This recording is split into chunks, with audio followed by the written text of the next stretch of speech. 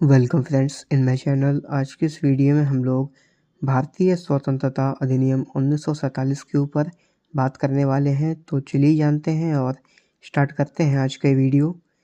20 फरवरी 1947 को ब्रिटिश प्रधानमंत्री क्लीमेंट एटली ने घोषणा किया कि 30 जून 1947 को भारत में ब्रिटिश शासन समाप्त हो जाएगा। इसके बाद जो भी सत्ता रहेगी वो भारतीयों के हाथ में सौंप दी जाएगी। इस घोषणा पर मुस्लिम लीग ने आंदोलन किया और भारत के विभाजन की बात की। 3 जून 1947 को ब्रिटिश सरकार ने फिर से ये कहा कि 1946 में गठित संविधान सभा द्वारा बनाया गया संविधान उन जगहों पर लागू नहीं होगा जो इसे नहीं मानते। और उसी दिन 3 जून 1947 को वायसराय, जो कि लॉर्ड माउंटबेटन थे, उन्होंने विभाजन की योजना पेश की, जिसे माउंटबेटन योजना भी कहा जाता है। इस योजना को कांग्रेस और मुस्लिम लीग ने स्वीकार कर लिया। इस प्रकार भारतीय स्वतंत्रता अधिनियम 1947 बनाकर उसे लागू कर दिया गया। अब चलिए हम लोग जानते हैं कि इस अधिनियम की विशेषताएं क्या क्या थीं। इसने भारत में ब्रिटिश राज समाप्त कर 15 अगस्त 1947 को इसे स्वतंत्र और संप्रभु राष्ट्र घोषित किया।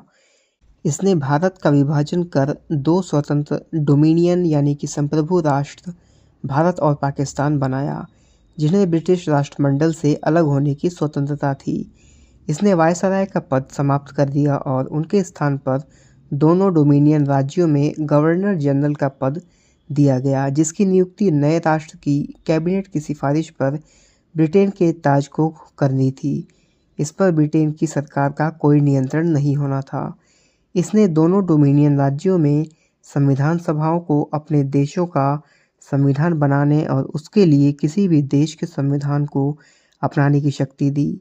सभाओं को ये भी शक्ति थी कि वे किसी भी ब्रिटिश कानून को समाप्त करने के लिए कानून बना सकती हैं।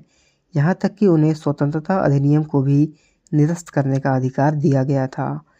इसने दोनों डोमिनियन राज्यों की संविधान सभाओं को ये शक्ति प्रदान की कि वे नए संविधान का निर्माण और कार्यान्वित होने तक अपने अपने संबंधित क्षेत्रों के लिए विधानसभा बना सकती हैं। 15 अगस्त 1947 के बाद ब्रिटिश संसद ने पारित हुआ कि कोई भी अधिनियम दोनों डोमिनियन पर अब तक लागू नहीं होगा, जब तक कि दोनों डोमिनियन इस कानून को मानने के लिए कानून नहीं बना लेते। इस कानून ने ब्रिटेन में राज्य सचिव का पद समाप्त कर दिया और इसकी सभी शक्तियां राष्ट्रमंडल मामलों के राज्य सचिव को दे दी गई। इसने 15 अगस्त 1947 से भारतीय रियासतों पर ब्रिटिश संप्रभुता की समाप्ति की घोषणा की। इसके साथ ही आदिवासी क्षेत्र समझौता संबंधों पर भी ब्रिटिश हस्तक्षेप समाप्त हो गया। इसने भारतीय रियासतों को ये स्वतंत्रता दी कि वे चाहें तो भारत में शामिल हो सकते हैं या वो पाकिस्तान के साथ शामिल हो सकते हैं। इस अधिनियम में नया संविधान बनने तक दोनों ही राज्यों में यानी कि भारत और पाकिस्तान में शासन को संचालित करने और भारत शासन अधिनियम 1935 के तहत उनकी प्रांतीय सभाओं में सरकार चलाने की व्यवस्था की। हालांकि दोनों डोमिनियन राज्यों को इस कानून में सुधार करने का अधिकार था। इसने ब्रिटिश शासक को विधेयकों पर मताधिकार और उन्हें स्वीकृत करने के अधिकार से वंचित कर दिया, लेकिन ब्रिटिश शासक के नाम पर गवर्नर जनरल को किसी भी विधेयक को स्वीकार करने का अधिकार प्राप्त था। इसके अंतर्गत भारत के गवर्नर जनरल और प्रांतीय गवर्नरों को राज्यों का संवैधानिक प्रमुख नियुक्त किया गया। इन्हें सभी मामलों पर राज्यों की मंत्रिपरिषद के परामर्श का कार्य सौंपा गया था।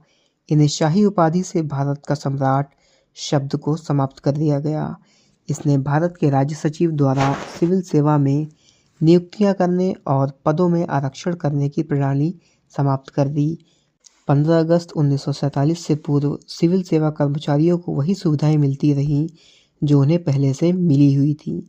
14 से 15 अगस्त 1947 की मध्य रात्रि को भारत में ब्रिटिश शासन का अंत हो गया और समस्त शक्तियां दो नए स्वतंत्र डोमिनियन यानी कि भारत और पाकिस्तान को दे दी गई। लॉर्ड माउंटबेटन नए डोमिनियन भारत के फर्स्ट गवर्नर जनरल बने।